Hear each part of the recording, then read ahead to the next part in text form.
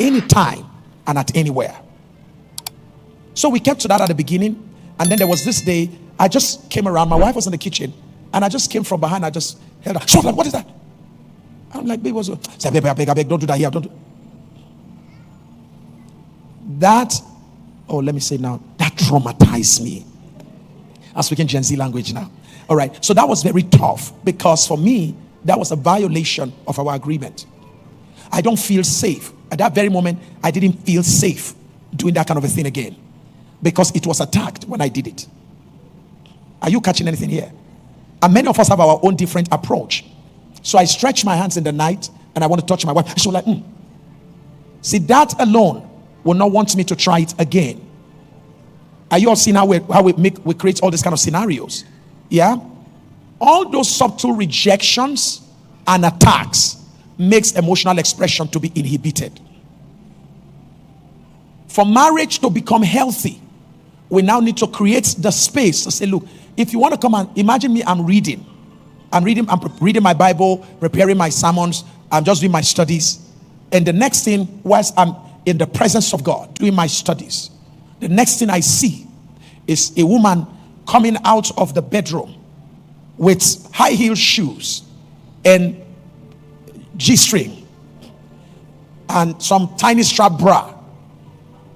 And she just came walking right in my front, in the front of a servant of God. I don't know why your life is it's an unholy situation. Here am I focusing on very serious kingdom depth, serious matter, where I'm talking about having access to Rema, Greek, Hebrew, and then just hear and I'm like, hey, what is this, Lord? But she didn't talk to me. She just did catwalk. And then the next time she was passing by, she said, Abi babe. Like she and somebody are quarreling. Who she was talking to, I don't know.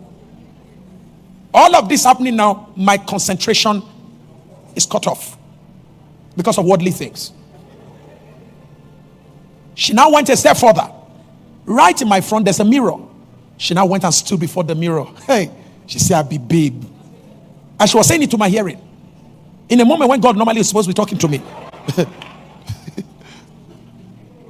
She said, Abi babe. Then she now said, you know what? Talking to the mirror.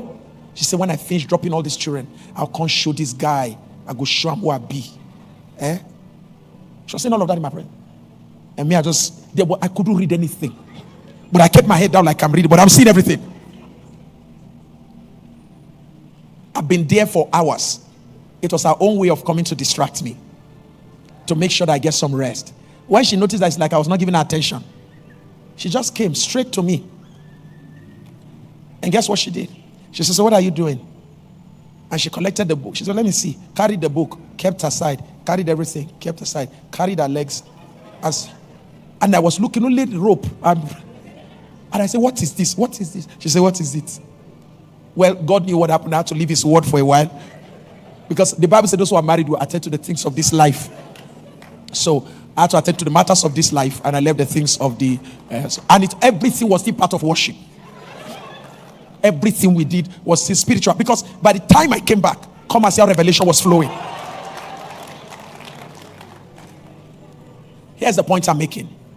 What if when she came, I said, what is all this nonsense? She won't try that again. That's how we create emotionally unsafe environment. We are how much your partner wants to express. Some of you have not enjoyed your partner. You've not really enjoyed your wife. You've not enjoyed your husband. You know why? You have inhibited the person. You've restrained and restricted the person. How much the person can be to you, you've not experienced because you have made the environment emotionally what? Unsafe. The only way to make it safe is to make sure there's no more attack and no more what? Rejection. Does that make sense? Everyone should have the liberty to express. If you want to come and hold me from behind, come. If I'm inside the bathroom and you think my hand doesn't get to where my back to wash my back, come help me wash it. Amen. Some of you are here, you know very well. It's not everywhere your back you normally wash. So let somebody come and help you. Two are better than one. They will clean the body very well. But how can I enter a bathroom to come and wash your body when, even when there's soap inside you, at the moment you notice, who is that?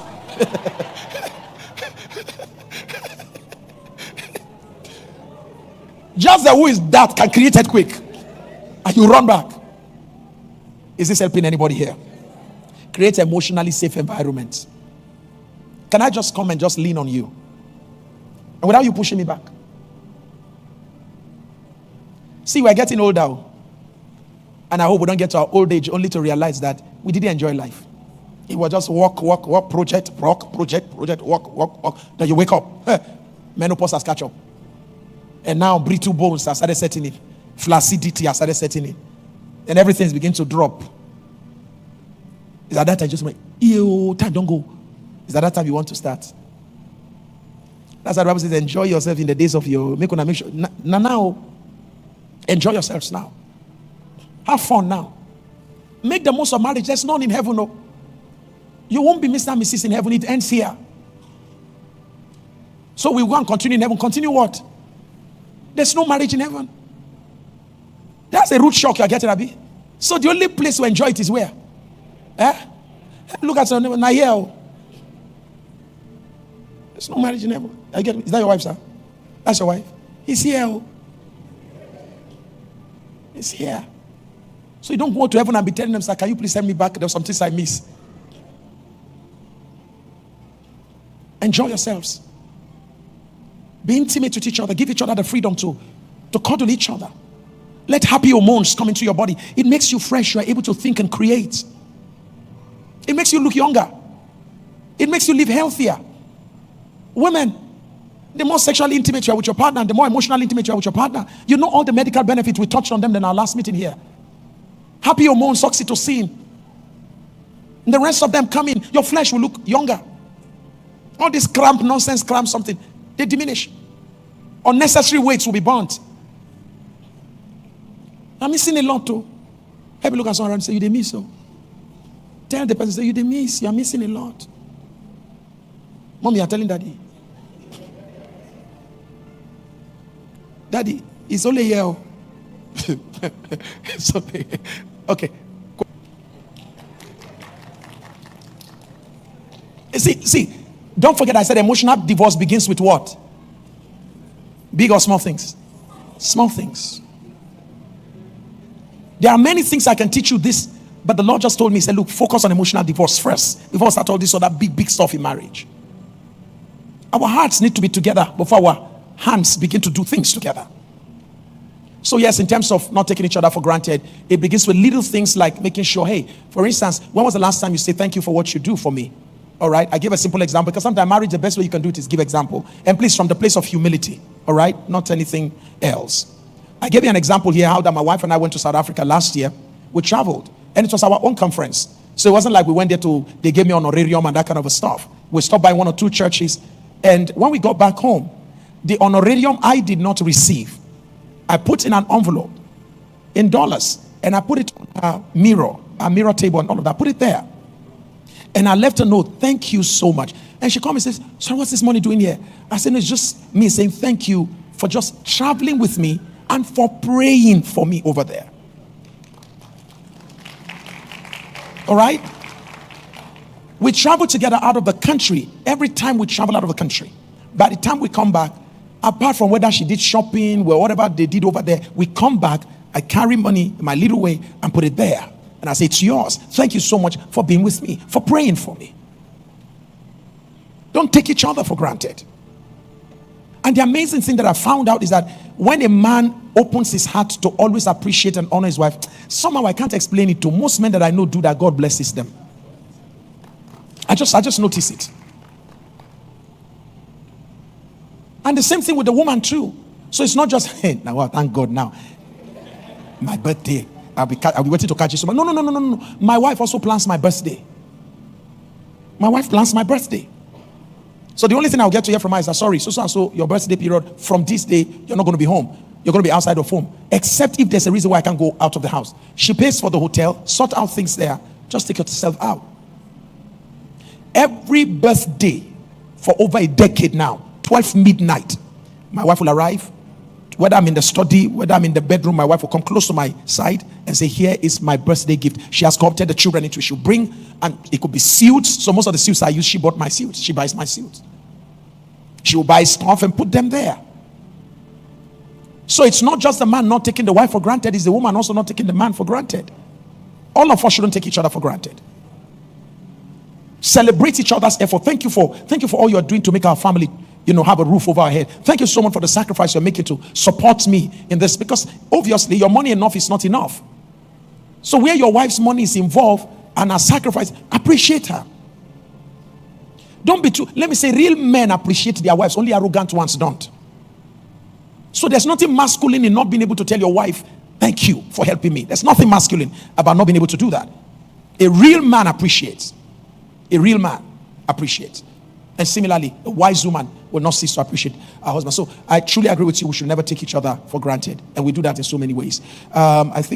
Whoops. Okay, now maybe we'll take 2 or 3.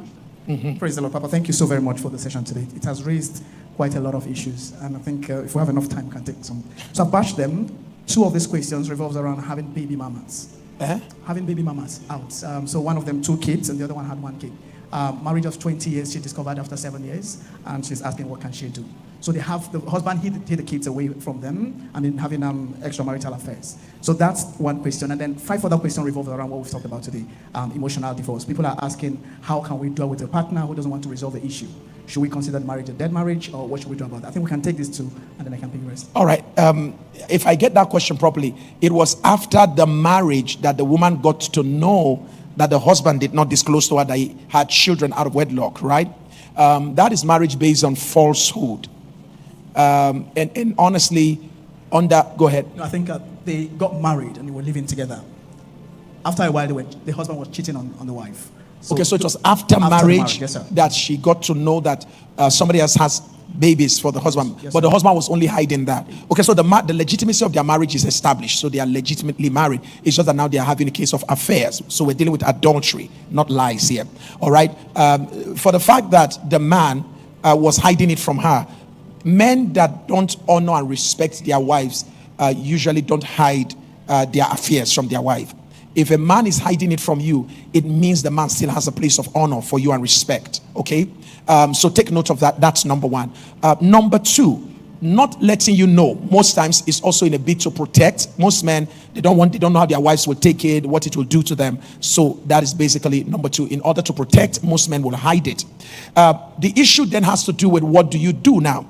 If the man is remorseful, if the man acknowledges that he has done something wrong, and the man is truly repentant with the evidence of not going out again, if the man is truly repentant, the woman can give him a chance. Most marriages do better after a partner who has practiced infidelity has come back to acknowledge it. Most marriages do better than they used to do, where there is a case of acknowledgement and a commitment to not going back that way again. Usually it will take a while for the offended party to trust, but the bottom line is that such marriages can be restored and they can become stronger and better. The issue now is that the burden of proof is on the person who is the offending partner. He has to prove to her that he's truly out of that lifestyle. So that will require some accountability measure, in the sense that this man now needs to make sure that there's no more secret movement. What time do you come back? So it's not about policing, it's about earning trust. So unlike before, when you just go, you come back anytime. Now we'll have to agree, if your job closes at 5, you should be home at latest 6 o'clock. Number 2, your phone should not be unlocked. It's a trouble you look for, so you must cooperate for somebody else to earn your trust, or for you to earn her trust. So your phone must be open, your email address, everything about your phone number, email address, everything must be accessible so that there can be trust. All right. And when you are receiving phone call, there's no such thing as when there's a call, you carry the phone and you walk out. There's no outside call. All calls are received in the presence of God. Is that okay? It's where you brought the marriage to, is where you have to pick it up from. So you have to be transparent. Anybody call you, you receive the call in our presence. All right. So he has a lot to do to prove to her that she can trust him again. But he has to cut off ties. The other side is with the kids now, because sometimes baby mamas are so manipulative.